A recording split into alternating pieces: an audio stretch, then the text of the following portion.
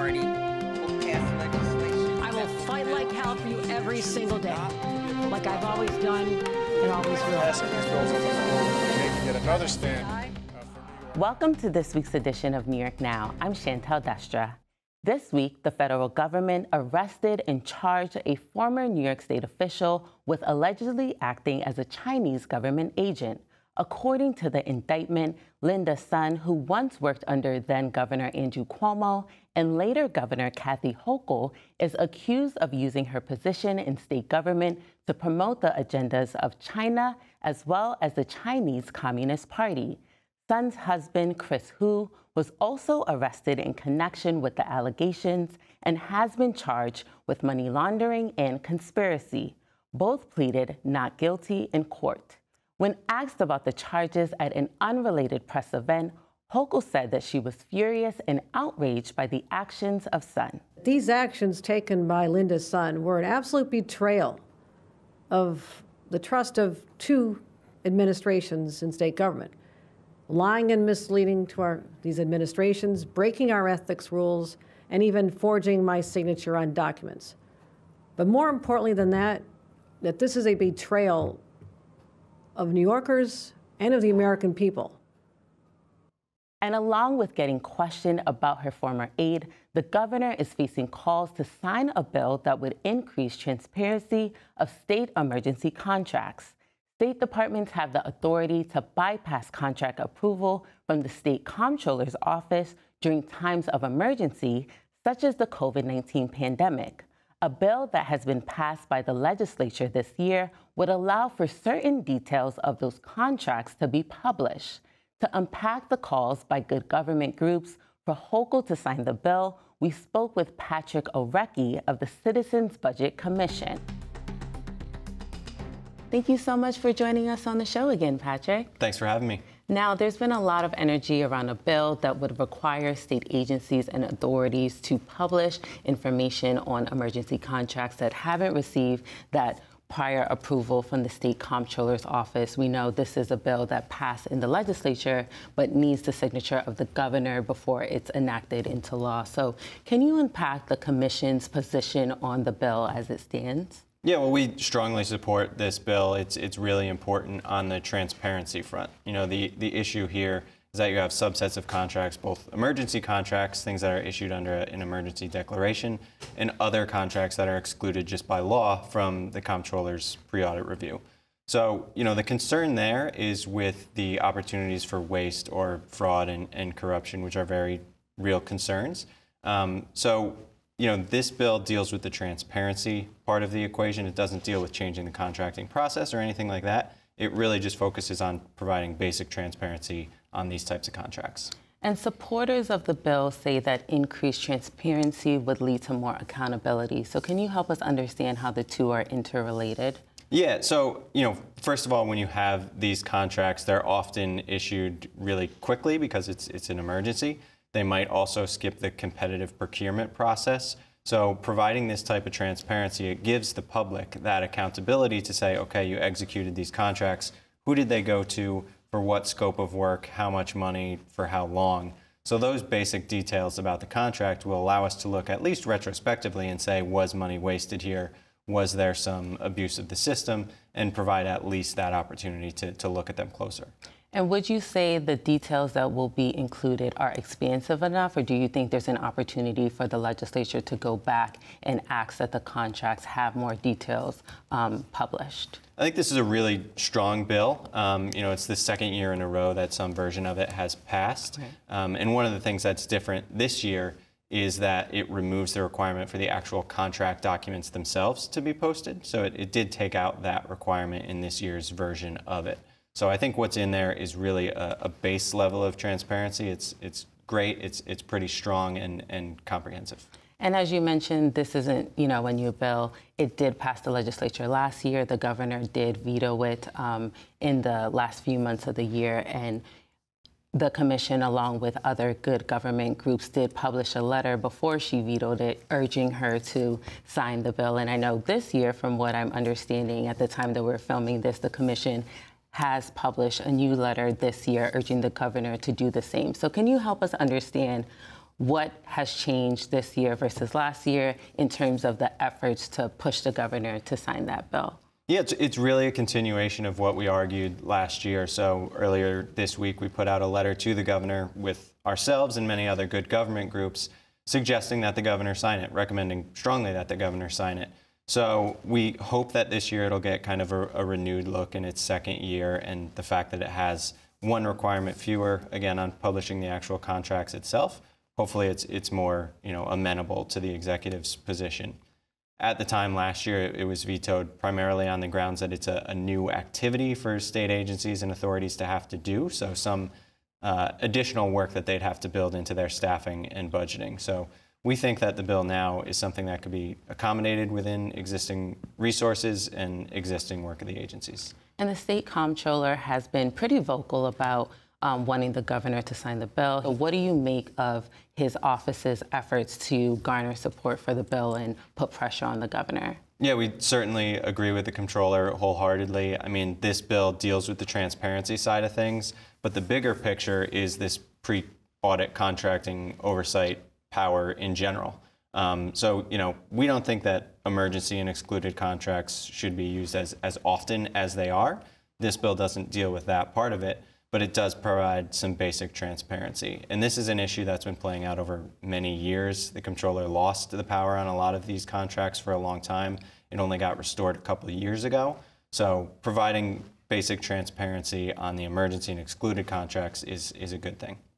And would you say there's an opportunity here to provide the executive chamber with data or research that shows the positive impact that this bill would have? Yeah, I think, first of all, when we have this transparency, if it becomes law, we'll be able to see better what the universe of these contracts are, because that's the issue, frankly, is that it's so opaque. We don't know what the scope of emergency and excluded contracts is in real time, which this bill would start to correct. OSC review of contracts when they're being initiated is really, really important by any means. It is a chance for OSC to identify areas where money is being wasted, where there is potential for fraud or abuse, and making sure that contracts are fiscally responsible. It's really, really important that the comptroller have that power, retain that power as much as possible. And frankly, OSC does it very quickly. That's one of the pushback from the executive against this authority, is that it slows down the contracting process. But almost all contracts get reviewed by the comptroller within less than a week. The average is 5 to 6 days every year. And we're talking about them reviewing about 26,000 contracts last year alone. So it's a huge amount of work that they do really quickly, and it's really important. So in the event that the bill is vetoed again this year by the governor, what will be the implications of that move? Yeah, I think at that point we would re-up the ask again. And because it's been sort of the pushback has been partly on fiscal grounds, it would be something that we would encourage the legislature to pursue in budget negotiations too, so that it could be accommodated within an agency's and authority's work to actually publish this information. So if that is the big hang-up, then we would want to see it in the budget. But we'll keep continuing to push for this no matter what, because it's a really important basic transparency issue. And from your purview, do you think New Yorkers understand what's at stake when it comes to this bill, or do you think there's an opportunity for the commission or the bill sponsors or even the state comptroller to push to increase that awareness when it comes to New Yorkers? Yeah, I think that's why we're so happy to see the comptroller talking about it quite a bit. It's why we put out our letter, and we've put out other pieces previously. Other good government groups have put out memos in support too. So we're trying to make it clear to New Yorkers how important this is. And it really is a matter of their dollars being spent and making sure that they're being spent in an efficient and effective way in line with the law and rooting out fraud wherever we can. And lastly, in the event that the bill, is vetoed at the end of the year, looking ahead at the next legislative session, I know you mentioned the work that's ahead, but are you considering any changes in the strategy to garner more support for the bill and urge the governor once again to sign it? Because that would be, just so that there's not this issue year after year, and this bill continues to be vetoed by the governor. Yeah, it's passed both years with really strong support, so we know that the legislature supports it, and it seems like one of the stumbling blocks is the cost and the actual work that agencies would have to undertake to publish the information. So getting over that hurdle and whatever else the executive sees in it would be our next steps, but we think it's really important, so no matter what, we'll keep supporting this legislation. Well, certainly a lot to look forward to. We thank you so much for taking the time to speak with us today. Unfortunately, that's all the time we have for now, but thank you so much. Thanks for having me. And we were speaking with Patrick Orecki, Director of State Studies for the Citizens Budget Commission. And for more information on the push for more transparency of state emergency contracts, you can visit our website. That's at nynow.org. Now turning to a fun topic. Every year, the Great New York State Fair welcomes visitors from across the state to indulge in great attractions, wholesome fun, and tasty food. This year, New York Now reporter Elise Kline took a day trip to the fair for not only the iconic fan favorites, but to also discover the new additions. Here's that story. It's a great day here at the 2024 New York State Fair. People are lining up, the sun is out, they're ready to get through the gate and have some fun. The State Fair is the oldest state fair in the country. It's nearly 200 years old. It's also one of the largest state fairs in the country, and we have a lot of exploring to do. We're about to take you through some of the fan favorites, as well as some new additions this year you might not know about. Let's go. Every year, the State Fair runs for 13 days. Some of those days have themes. Today's theme is Dairy Day, so a lot of attractions and parades are focused on dairy.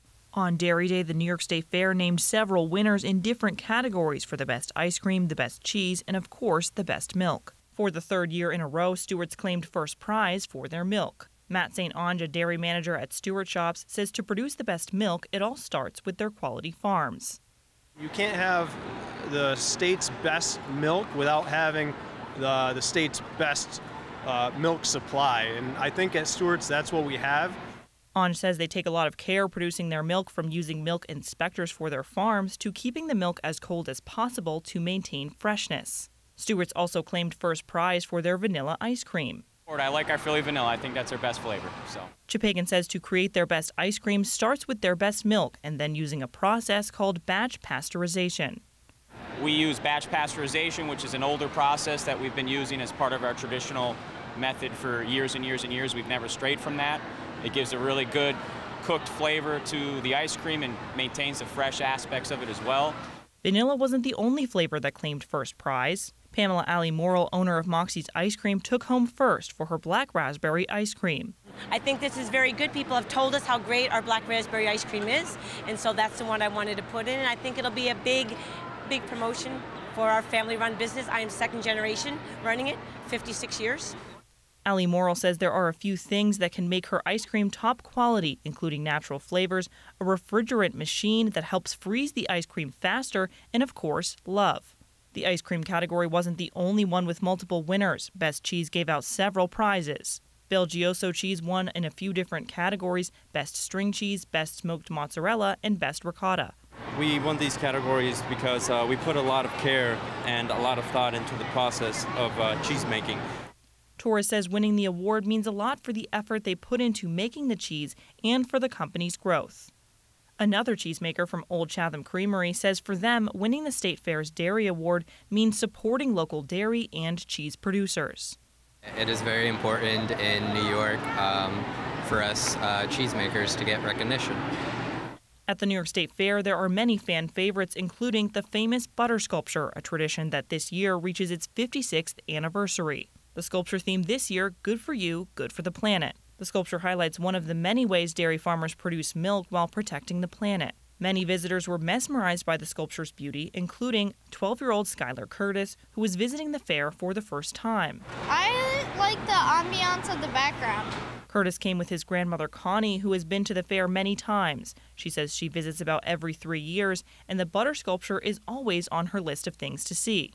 I think it's amazing what they do and how they carve it. Visitors travel to the fair to see attractions like the butter sculpture, but they also come for fair games like basketball, catching plastic sharks in water, balloon darts, and traditional fair food. From fried Oreos and turkey legs to the famous Gianelli sausage, there are a lot of options to choose from. The bacon-wrapped corn dog was calling to me, so this is what I chose for lunch today, and I'm going to try it out right now.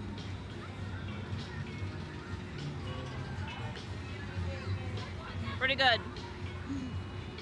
You can find food, games, and farm animals, but you might also find state lawmakers and state leaders. On the 7th day of the fair, Governor Kathy Hochul stopped in to talk about tourism and agricultural milestones. So I just want to tell you how proud I am to celebrate our farmers, our growers, our livestock breeders, the culture, the diversity, the food, this fair and our farms that are connected to it. This is just spectacular. Hochul announced the fair is bringing in historic highs for direct visitor spending and total economic impact for the state's tourism industry. She highlights the fair last year welcomed more than 300 million visitors, and visitors of the fair contributing $88 billion in direct spending. Hochul also highlighted the state's agencies and authorities increasing the percentage of food sources from New York farmers and producers. The goal the governor set last year through an executive order was for state agencies to increase the percentage of food sources from New York farmers and producers to 30% of their total purchases within 5 years. We had a goal the first year of 5%. We actually went up to 15. I want to get to 30 because I'm always about raising the bar. Sorry, everybody, we're raising the bar high. And our farmers are going to benefit from this. It's $145 million annual benefit to our farmers. That's extraordinary.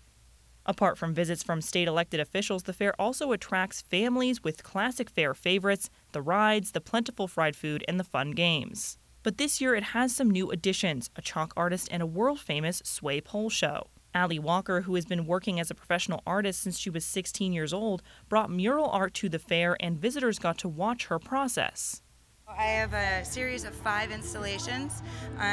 We're doing them all over the fair. This is one of them, and they've been a lot of fun. Walker created the colorful fair murals with chalk spray, street sticks, and chalk pastels.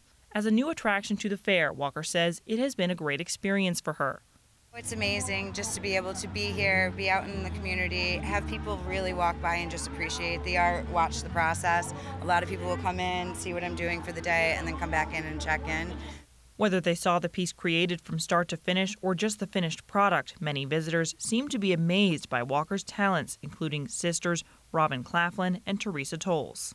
I think it's beautiful. I think that's great that she's doing these all throughout the fair. There is art all around us here at the New York State Fair, and visitors are loving it. We've seen chalk art here on the pavement, and now we're going to check out some performance art about 80 feet above the ground at the Nerveless Knox Sway Pole Show. The world-famous show dates back to 1840 as Switzerland's first circus. It debuted in the United States over 100 years later in 1954, and since then the circus act has been seen on America's Got Talent and at fairs, festivals, and circuses across the country. The Sway Pole Circus Act became a tradition passed down through generations. Michelangelo Knock, whose father was part of the team to bring the Circus Act to the United States in 1954, started training with sway poles at the age of 14. Now 58 years old, Knock has been performing the daring act for more than 40 years. So I'm 7th generation, Switzerland's first circus. My mother performed at the New York World's Fair, my father, so they trained me. We're fine-tuned athletes. You know, in 1981, I was 14. Now I'm the seasoned veteran. I'm like Joe Namath. Knock highlighted family tradition as a key element of the New York State Fair, making this performance particularly fitting. My daughter, my son, my wife, my cousins, it's wonderful. There's only a few of us in the world, you know, that do these extreme stunts. And little by little, I look at us like farmers who've owned the farm for 8, 9 generations. And then what if the next generation goes to college and then your parents have to sell the farm? So we're going to keep this farm going, this entertainment dynasty, as long as we can. Visitors at the fair watched Knock climb the sway pole to about 80 feet in the air. He then performed various stunts in the air, including a headfirst fall down the pole for a daring finish. The older guys seemed to go a lot faster than the younger one, up and down. I was impressed about that, but they were both amazing. Cohen says she was also impressed with the other aerial performer at the fair. And I think the most amazing thing about her is she smiled through all of the painful contortions that she did. Inspired by the bravery of the aerial performers, I decided to do a brave act myself, conquering my fear of birds. I traveled to the Hawk Creek wildlife section of the fair where I held an Egyptian vulture named Cleo. So Cleo is our beautiful Egyptian vulture, and she is one of only about 12 Egyptian vultures in the United States right now, and she's an important ambassador for her species because unfortunately these guys are endangered throughout their range in Africa and in Asia. While I held Cleo and learned more about her, I also learned about how her species is important to the ecosystem. They eat all kinds of carcasses that can have diseases like anthrax, botulism, E. coli, salmonella, rabies, and they don't get sick. They ingest it, break it down, and stop the spread of diseases to wildlife and to humans. So they're really important to have for the whole planet's health. At the fair, Lowe says the Hawk Creek Wildlife Center's goal was to get people excited about raptors like Cleo and to teach them about how important they are in the ecosystem. This year's State Fair certainly had a lot of excitement, and I have to say, as a first-timer, I had a blast along with the thousands of other visitors here today. Elise Kline, New York Now.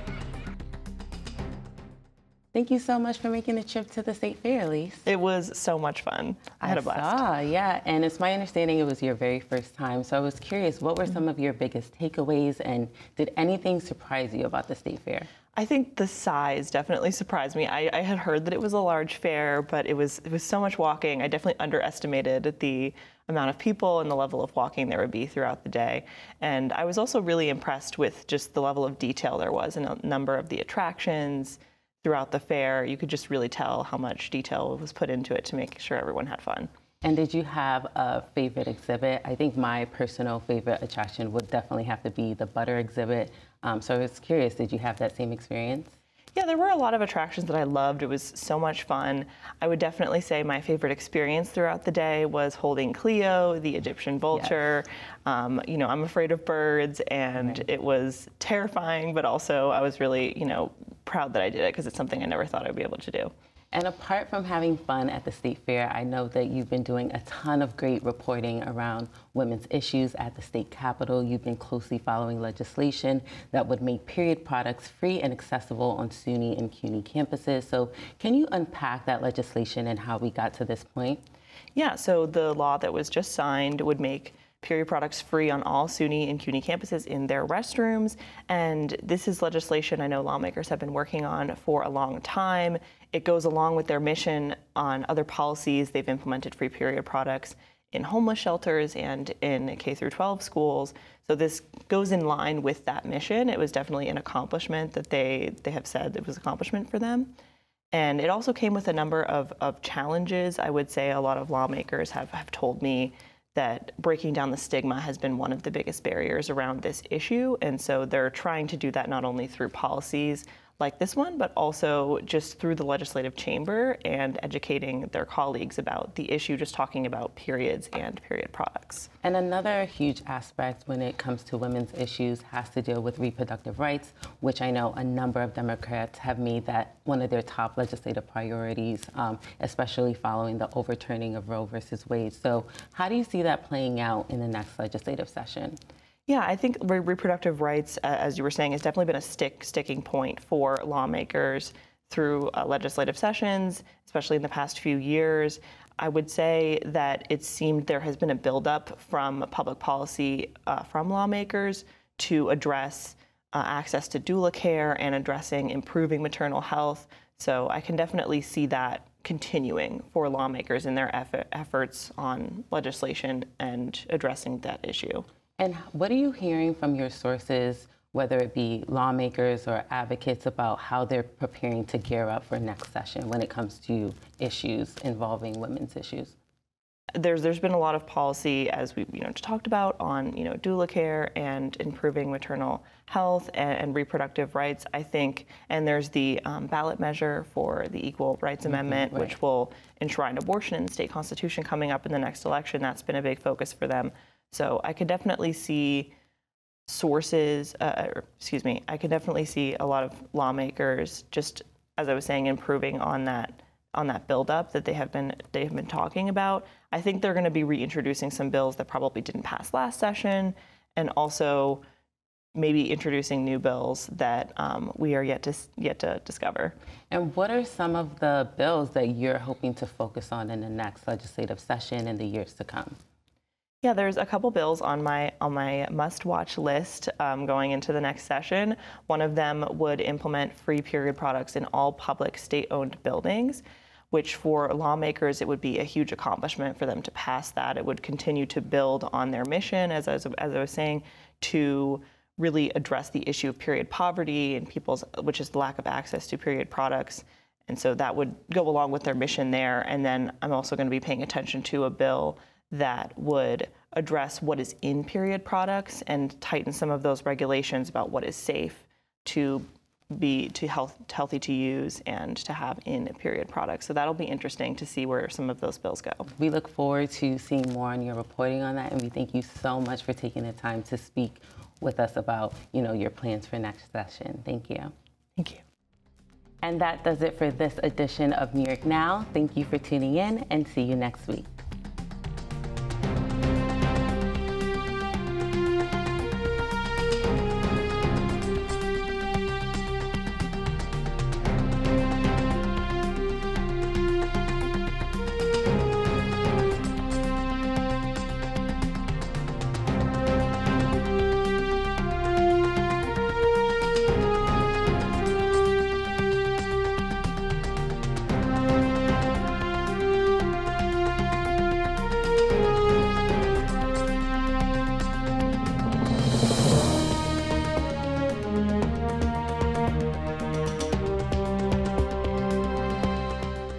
Funding for New York Now is provided by WNET,